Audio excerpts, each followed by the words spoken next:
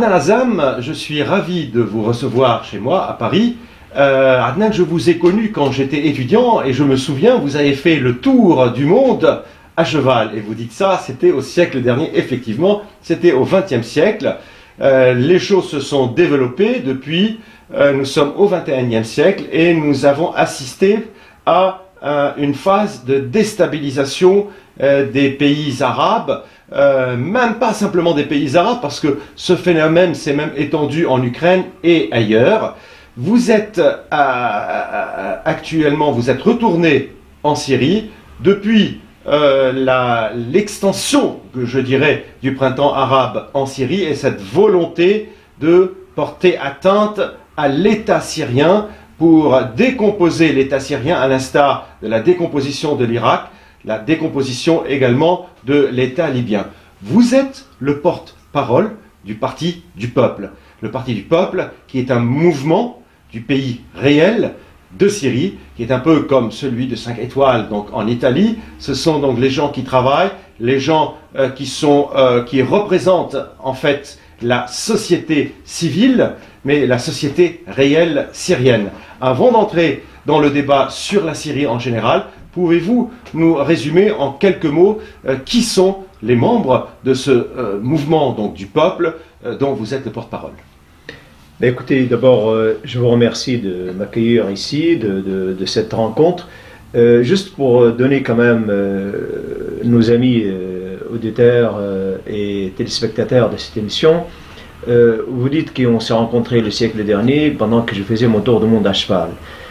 En fait, c'était pas un voyage de loisir, ni un voyage de plaisir. C'était une quête pour découvrir le monde occidental.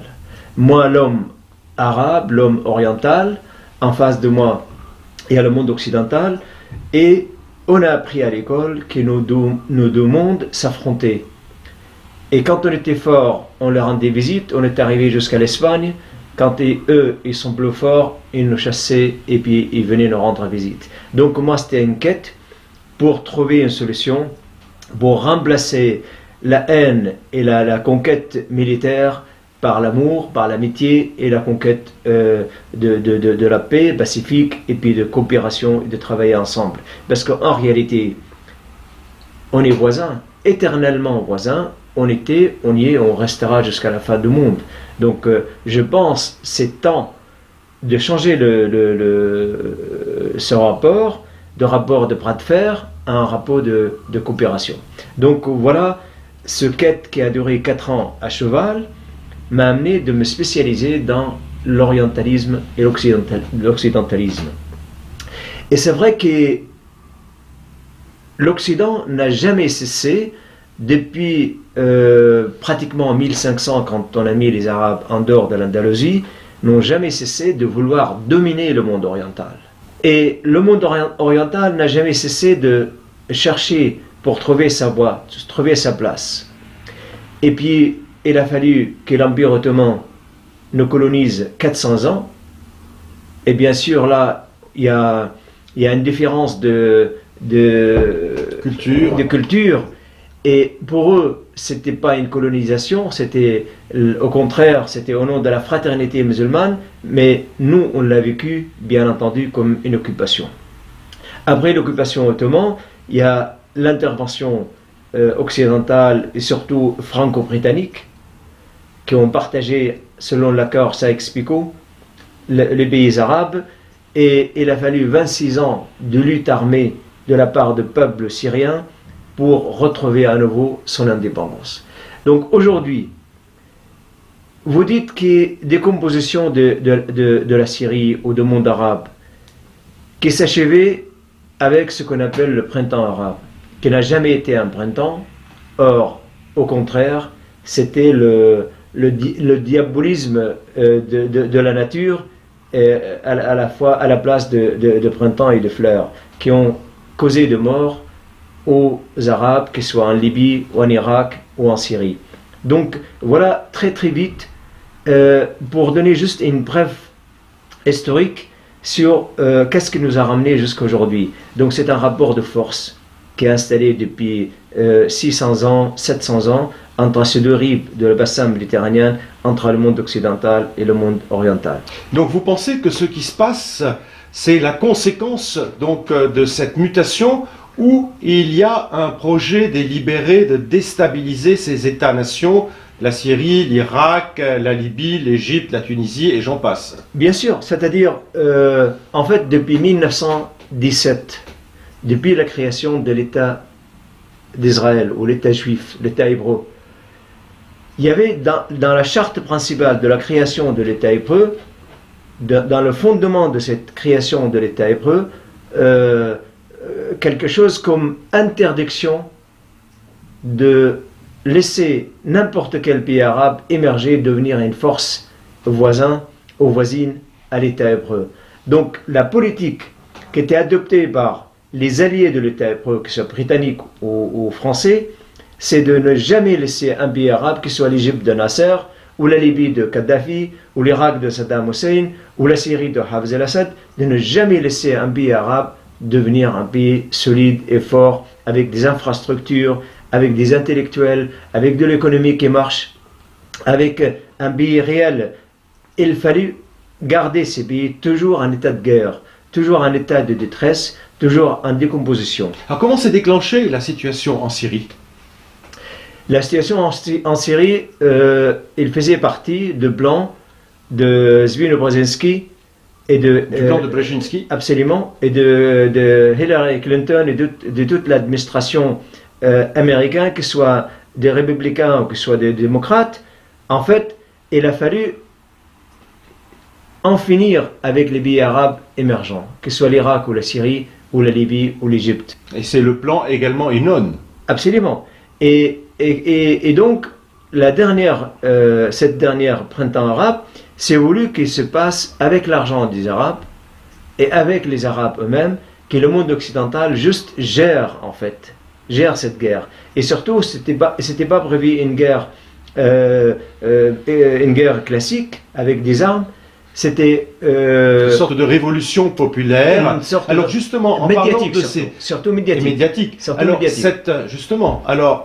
Utiliser ces mouvements entre guillemets populaires. Est-ce que vous pensez qu'en Syrie, parce que ça s'est déclenché, si mes souvenirs sont bons, par des mouvements soi-disant entre guillemets spontanés d'une population soi-disant pacifique qui luttait, qui voulait son indépendance, qui voulait mettre un terme à la situation, je dirais, dictatoriale, un régime dictatorial, et qui a été maté par la force des armes, par l'armée et le pouvoir. C'était une véritable guerre et fermentation médiatique.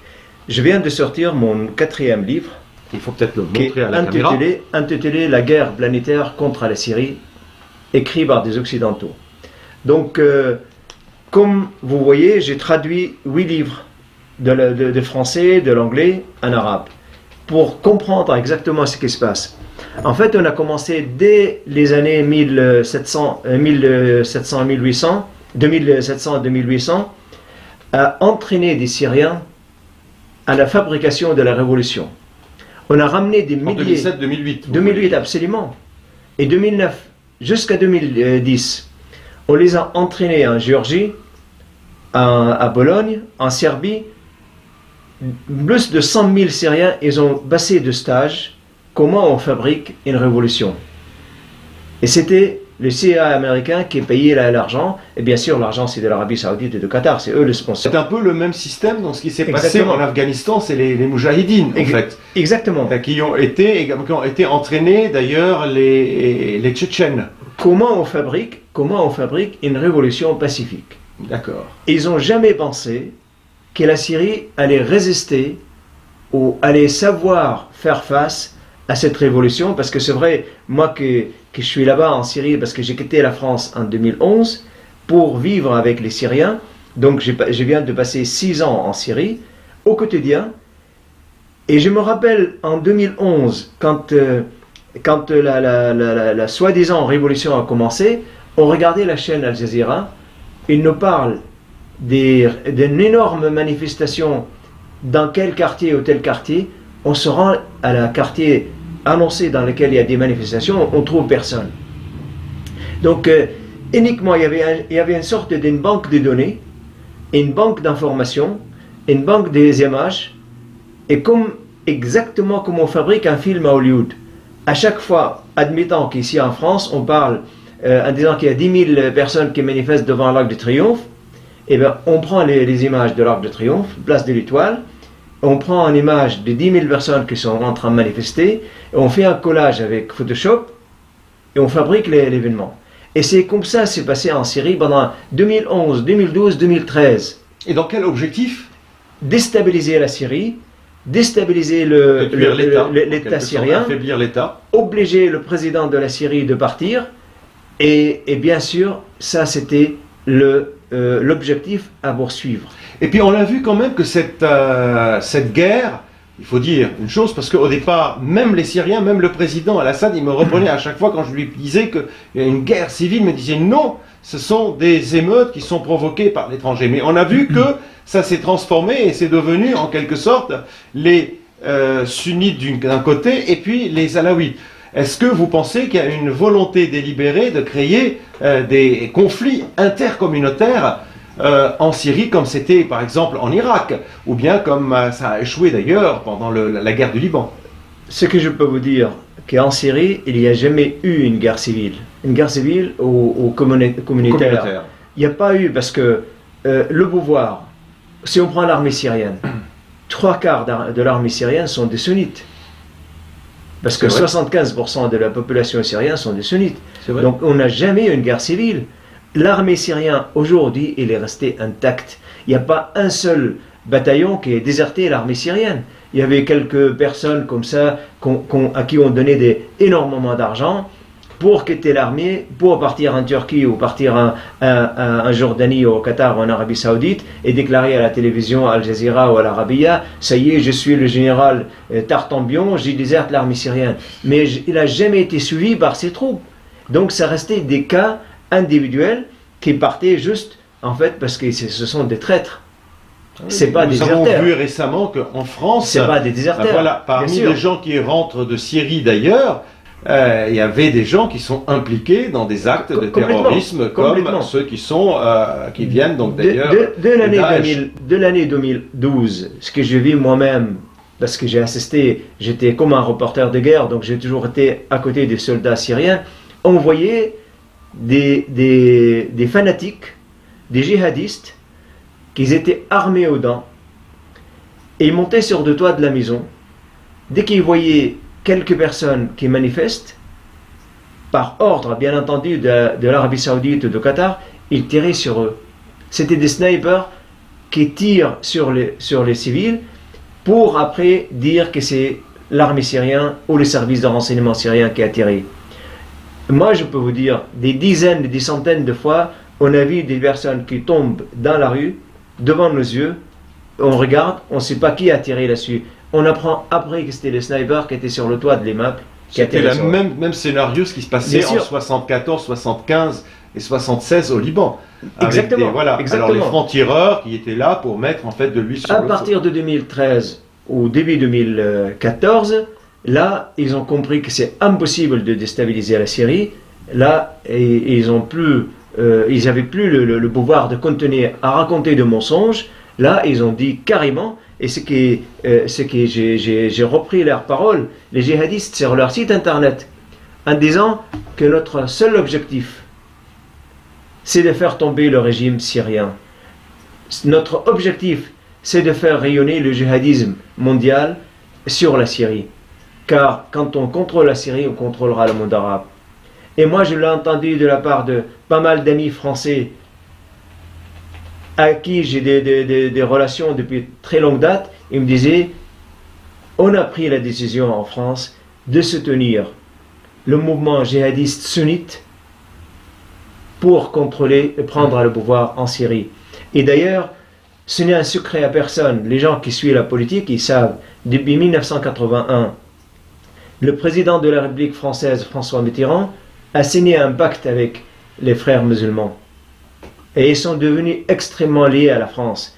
Et vous savez, je pense que vous, comme moi, vous avez vu à Paris souvent des appartements de luxe. D'un seul coup, on voit des frères musulmans avec une ou deux ou trois femmes occuper ces appartements. Mais pour quelle raison? Parce que je ne comprends pas que le président Mitterrand signe un pacte avec des frères musulmans. Je ne vais pas vous mettre en doute, mais je ne comprends pas trop. Parce qu'il a utilisé toujours le mouvement des frères musulmans pour déstabiliser les pays arabes progressistes, comme l'Algérie, comme l'Irak, comme le Yémen, comme la Syrie. Et dans quel intérêt pour François Mitterrand et pour la France? La France, justement, quand il ne pouvait pas avoir de rapport rapport dominant pour tel ou tel pays arabe, on le menace de déstabilisation interne, sans le dire bien sûr. Et ça, c'était vrai en Algérie, c'était vrai en Irak. Avec le fils absolument. En Algérie. Rappelez-vous l'élection qui s'est passée. Pourquoi on a annulé l'élection en Algérie exprès pour alimenter une guerre civile et pour que le pays tombe en ruine, comme c'est failli se passer en Algérie. Oui, mais cela s'est retourné, si vous voulez, à l'encontre des intérêts français. Vous ne pensez pas que les Américains ou les services américains ont imposé ça à la France, le pays légal? On peut jamais dire que les Américains ne sont pas non plus partie prenante dans cette affaire, parce qu'aujourd'hui le monde, il y a plusieurs têtes de force qui essayent de prendre le contrôle du monde, que ce soit les Américains, que ce soit les Anglais, que ce soit les Français ou la Chine, donc puis la Russie qui arrive. Donc bien sûr, c'est une guerre de pouvoir, c'est une guerre de domination. Alors ce qui est curieux quand même aussi, c'est qu'il y a Israël, et c'est que Daesh, aujourd'hui, tous les mouvements islamistes qui, soi-disant, comme vous le dites, combattent dans l'intérêt des pays arabes, ils n'utilisent aucune cartouche à l'encontre d'Israël. C'est ce que j'allais dire. Tout ça, c'est à qui profite la crime? À qui profite quand il y a une guerre qui éclate partout autour d'Israël, et Israël n'est pas touché par un seul cartouche? Donc bien entendu, c'est Israël qui bénéficie de ça. Mais nous aujourd'hui, je pense qu'on va rien apporter aux gens qui nous regardent comme info toute neuve, parce que tout le monde a écouté des choses semblables à ce qu'on est en train de dire. Aujourd'hui, la seule chose nouvelle qu'on peut dire, c'est qu'est-ce que doit faire la France aujourd'hui? Que doit faire la France, justement? Aujourd'hui, je pense que l'analyse est faite.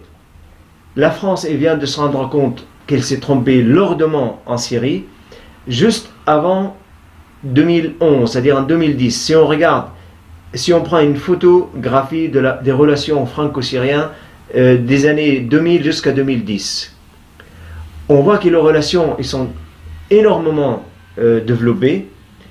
Il y avait des institutions de recherche il y avait même la grande école française, l'ENA, qui s'est installée en Syrie. Donc les relations, ils étaient extrêmement en état avancé. La France, elle avait toute sa place dans l'économie syrienne. Tout à fait. Aujourd'hui, il n'y a plus rien. L'image de la France, elle est extrêmement dans la boue en Syrie. Donc la France aujourd'hui doit absolument saisir le changement mondial, qu'il soit avec l'élection de Donald Trump ou l'arrivée de la Russie sur la scène internationale. La France aujourd'hui doit retrouver son intelligence. Comme le dit l'ancien ministre des Affaires étrangères français Dominique de Villepin, la force de la France, c'est quand elle est médiateur, quand elle est exportateur de ses valeurs. Et c'est pas qu'en foutre la zizanie entre tel ou tel parti politique en Syrie ou telle communauté religieuse en Syrie. Ce n'est pas comme ça que le rôle de la France va. Et le rayonnement de la France trouve sa place avec la coopération scientifique, avec la coopération culturelle, avec la coopération tout simplement humaine. Et la France, elle a tellement de sa présence en Syrie, la francophonie en Syrie, elle est extrêmement développée. 50% des gens en Syrie, au moins savent dire quelques mots en français. Donc pourquoi perdre tout ça? Pour le compte de qui? Aujourd'hui, l'appel de Jean-Marc Ayrault, encore une fois, d'organiser une réunion pour soi-disant les amis de la Syrie, ça ressemble à quelque chose d'extrêmement stupide. En arabe, il y a un proverbe, qu'on dit Raya al-Hajj ou Nas Raja. C'est comme si tu décides d'aller faire le pèlerinage pendant que tout le monde a fait son pèlerinage et est en train de retourner. est en train de retourner. Donc aujourd'hui, c'est fini. Aujourd'hui, si on a quelque chose à dire réellement, si on aime la France aujourd'hui, on doit le dire, on doit le faire, on doit agir. Dans l'intérêt de la France. Absolument, pour ouvrir l'ambassade de la France à Damas et l'ambassade de la République arabe syrienne à Paris. Et c'est ça qu'on doit faire aujourd'hui. D'ailleurs, on ne va pas attendre le gouvernement français d'ouvrir son ambassade.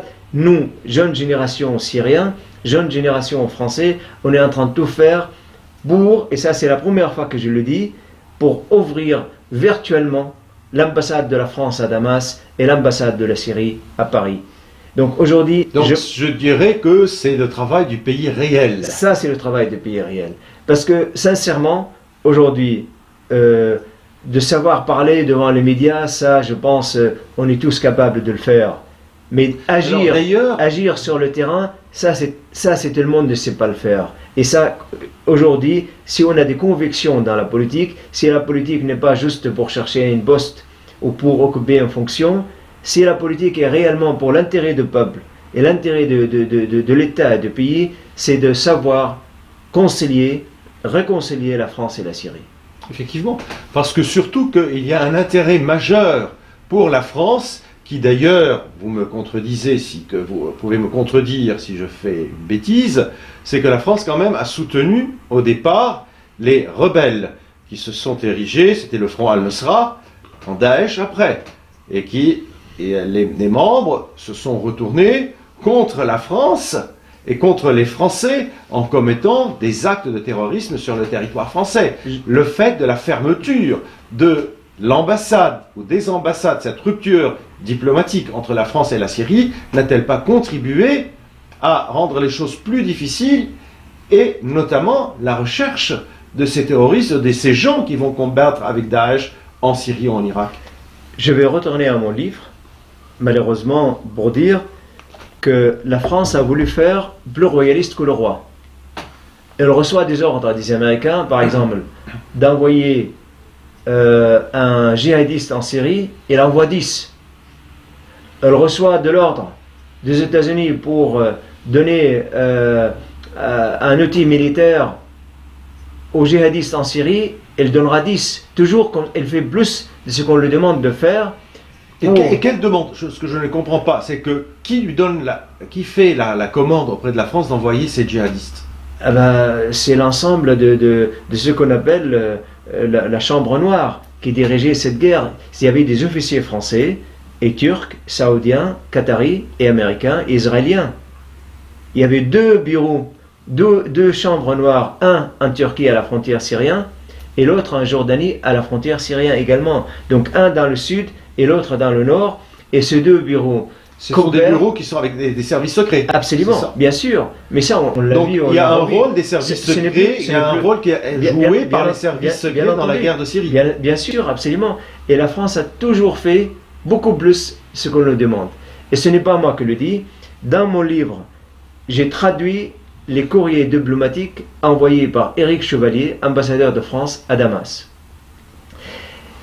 Tout le début de l'année 2011, Éric Chevalier écrit au ministère des Affaires étrangères à Paris, il n'y a pas de manif par des milliers de personnes à Damas. Et si Alain Juppé et après Laurent Fabius, ils déchirent le courrier diplomatique d'Éric Chevalier, et le remplacent par un autre, et pour dire qu'il y a des milliers de Syriens qui manifestent à Damas contre Bachar al-Assad. Le jour où Éric Chevalier a débarqué à Paris, qui a voulu s'exprimer au ministère des Affaires qui était l'ambassadeur de France en Syrie. Absolument. On lui dit, ta gueule, pardonnez-moi de le dire comme ça, ce n'est pas à toi à dire, c'est à nous à décider qu'est-ce que tu dois dire. Donc je veux dire, on ne peut pas trouver des caricatures plus énormes que celle-ci. Et ce n'est plus d'analyse politique, ce sont des faits que j'essaye de rapporter dans mon livre. Et donc la France, et surtout Juppé, Sarkozy, Fabius, et maintenant le régime dictatorial de François Hollande et de Jean-Marc Ayrault, c'est eux qui mènent la danse, et c'est eux qui sont vraiment dans l'absurdité Je demande maintenant aux nouveaux candidats aux élections présidentielles, à Marine Le Pen, à Jean-Luc Mélenchon, à François Fillon. Ce sont les 3 candidats qui peuvent avoir la chance de devenir président de la République française. Manuel Valls. Non, non, jamais. Jamais de la vie. Il ne sera pas président. Non. Il n'a pas ni la stature, ni la culture pour devenir président de la République. Non. Donc, ces 3 candidats qui sont vraiment pour moi de vrais candidats, je leur demande vraiment d'affirmer leur position par rapport aux reprises des relations franco-syriennes. Alors, une question sur le rôle de la Russie. Nous avons vu quand même, à un moment donné, ce projet politique qui, comme vous l'avez indiqué, vise la déstabilisation de l'État dans un premier temps, deuxièmement la chute de l'État, carrément, vous savez, l'effritement total des institutions, comme ce qui s'est passé en Libye, en Irak préalablement, et puis un peu partout, c'est que ce projet était vraiment bouleversé grâce à l'intervention russe. Récemment, il y a eu, comme vous le savez, la guerre d'Alep. Alors, dans cette guerre d'Alep, on a parlé que, comme quoi, les forces aériennes russes, plus les forces militaires syriennes, étaient en train de bombarder des civils. On était en train de mener... Comment se fait-il, d'ailleurs, que cela a pris autant de temps? Parce que si c'est vraiment des gens pacifiques, des gens civils dans la ville d'Alep, bombardés par l'une des armées les plus puissantes de la planète, qui est l'armée russe, plus l'armée syrienne peut-être affaiblie, mais quand même ça reste une armée, ne sont pas parvenus rapidement à mater la situation à Alep. Alors ce que je ne comprends pas, comment se fait-il que ça a pris du temps? Il ne faut absolument pas croire que c'était des volontaires qui sont partis de Paris ou de Londres ou de Berlin pour faire du tourisme en Syrie. Depuis 1979-1980, depuis la révolte des frères musulmans en Syrie, qui a été écrasée par le président Hafez al-Assad, les frères musulmans n'ont jamais cessé de continuer à s'entraîner pour se venger. Donc il ne faut jamais oublier l'histoire. C'est un enchaînement en fait d'événements. Et depuis 1980 jusqu'à 2011, les frères musulmans, leurs produits dérivés, que ce soit Al-Nusra ou Daesh, ou tous ces produits dérivés de frères musulmans de cette organisation internationale. Et ils ont à leur disposition des milliers de personnes, et surtout installés tout autour de la Syrie.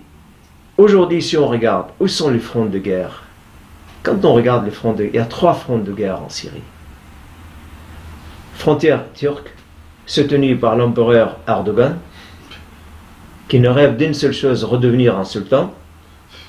À la frontière d'Israël, et on voit à chaque fois qu'il y a un Daesh qui est blessé ou un mec de Jabhat Nusra est blessé et il va se soigner, on le ramène en Israël pour se faire soigner. D'ailleurs, cela a été même critiqué par Ban Ki-moon, l'ancien secrétaire général des Nations Unies. Et le troisième, c'est à la frontière de la Jordanie, où le roi Abdallah, fidèle à son père, à son grand-père, il ne sort jamais de l'entourage de l'Empire britannique. Donc, 3 fronts de guerre gérés, alimentés par 3 armées, l'armée turque, l'armée israélienne, l'armée jordanienne. Donc la Syrie aujourd'hui, elle ne fait pas la guerre à quelques individus en révolte. La Syrie aujourd'hui, elle fait la guerre à 80 États du monde. Il y en a qui sont impliqués réellement avec les armes et les hommes et l'argent. Il y en a qui sont impliqués avec l'argent. Il y en a qui sont impliqués avec l'intelligence comme les États-Unis et les hommes. Donc la Syrie aujourd'hui, c'est pratiquement un miracle. C'est une légende. Ce n'est pas parce que je suis syrien que je le dis, c'est parce que j'ai vécu vraiment. Je peux vous dire qu'on a assisté à des batailles en Syrie, ni à Verdun, ni à Stalingrad. C'était aussi intense, aussi farouche que ça.